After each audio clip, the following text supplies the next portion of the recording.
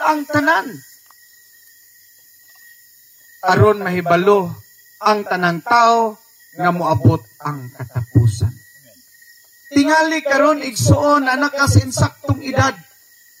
Tingali karon batan-on pa ka. Tingali karon maayo pa kag lawas. Tingali karon makahimo pa kag desisyon sumala sa kung unsay gusto nimong buhaton sa imong kinabuhi. Yes, pwede ka na. Apan hangtod kanus aka igsuon mag-inusara sa sarili nimong desisyon.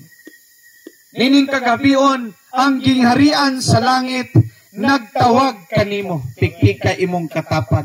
Gitawag ka sa hari sa mga hari. Ang iyang pangalan si Jesus, ang gamhanang hari, mga kaigsuunan. Nganong gitawag man ta niya, unang-una, tungod kay gihigugma niya ang iyang gingharian. John 3:16 atong basahon, mga kaigsuunan.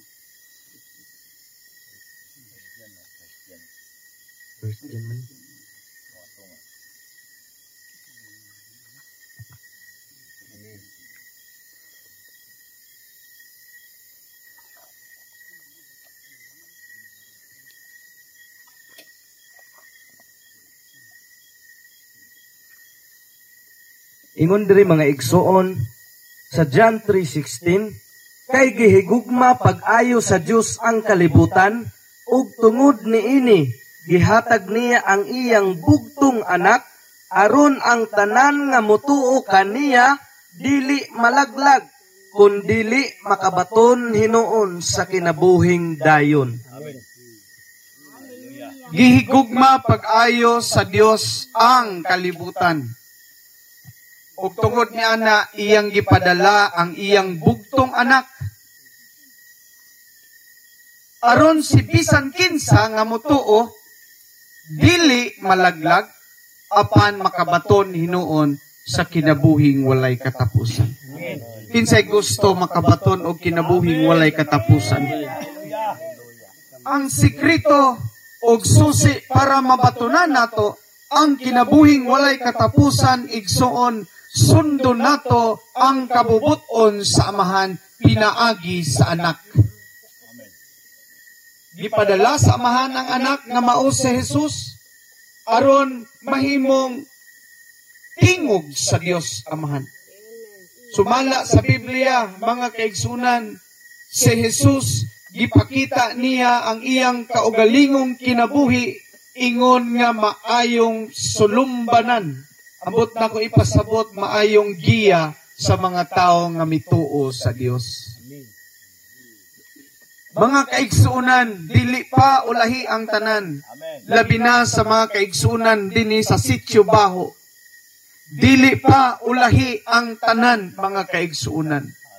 Nganong ang Dios nagpadala bisan layo kining dapita tungod kay ang Dios sa mga Dios o hari sa mga hari nahigugma sa mga katauhan dinhi sa Sitio Baho o labi na sa Sitio Biga, sa Sitio Mangkay, sa Kapatagan, diri sa Gusa, diri sa Gupitan, mga kaigsunan, nahigugma ang Dios kaninyo.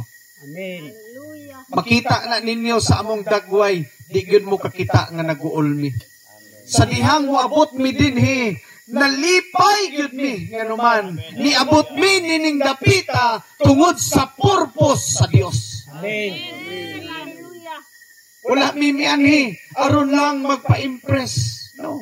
As I said, ingon ko, busy mi nga tao igsuon. Apan tungod sa tawag sa Dios, ni ami, nag-witness mi nga si Jesus nahigugma ninyo, pinaagi sa iyang pag-offer sa iyang kaugalingon dinhi sa yuta, ilansang sa cross aron bayad sa atong mga sala. Ingon nga kita mo tuo nga siya di ay ang hari, siya di ay ang Dios. Mahimutang malimpyuhan o kalimtan na sa Dios ang atong mga sala.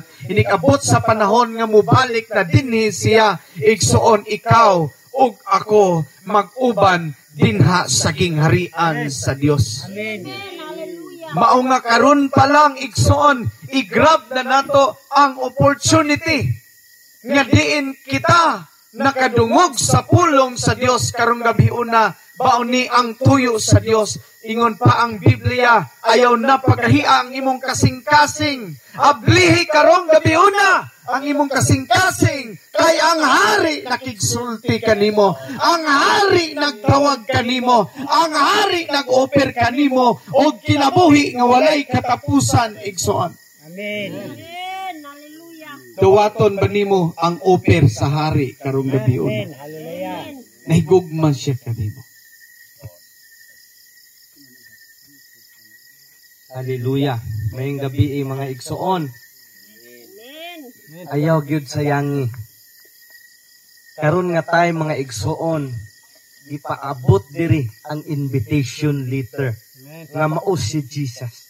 Nga maoy ilhanan nga ikaw ug ako mag-uban ngadto sa iyang gingharian. Amen. Hallelujah. Musulti ko mga igsoon, sa ingon pa ni si apostol, busy jud mi nga mga tao. Actually, dunay mga before wa pa mi mo anhid mga igsuon, dunay mga niabot sa amo nga mga kuan ba.